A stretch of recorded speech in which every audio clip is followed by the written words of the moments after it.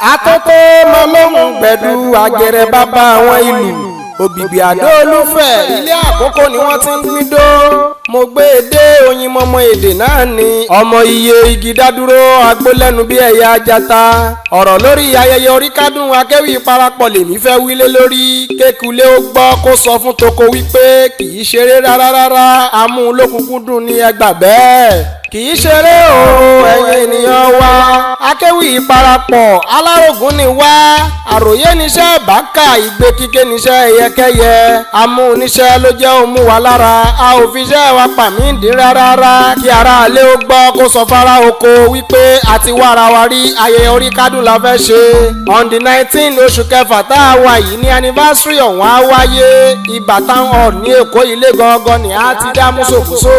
Ẹ wò pẹ́pẹ́yẹ ó pọ̀n mọ́ aláàrẹ̀ ó jàgbà bó bá dọjọ́ 19 oṣù tá a wà yìí o. Àwọn awégele eṣiṣẹ́ dẹ́fìlà àwọn ìrà wá sọ pé kí ló ṣubú láwọn níbi tí gọ̀ǹgọ̀ ti sọ tí kùtùkù wá wù. Àmọ̀fẹ́ oníkun ewì àti ambassador Kamal Mopelọ́lá Ìdòwú finance MC respect ní atọ́kùn ètò nítọjọ́ ọ̀hún. Ládéládé ti lérí wípé wọ́n á yẹ wá sí àwọn lóyè láti ìlú ńláńlá náà ò ní ṣaláì gbẹ̀yìn.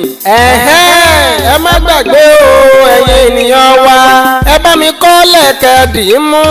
Agogo 10 ní on the 19 ọjọ́ sátidé oṣù tá a wà yìí ní Ìbàdàn hall ní anniversary òun á ti wáyé. Ewì kíké níṣẹ́ àwa òjíṣẹ́ kan pàtàkì la jẹ́ nílẹ̀ yìí. Iṣẹ́ orin rán wa la kúkú ń jẹ́. Àì bínú àì tijú alárògùn ni wá. Ìpàdé di lọ́jọ́ sátidé fún gbogbo akéwì tí ń bẹ nílẹ̀ Nàìjíríà.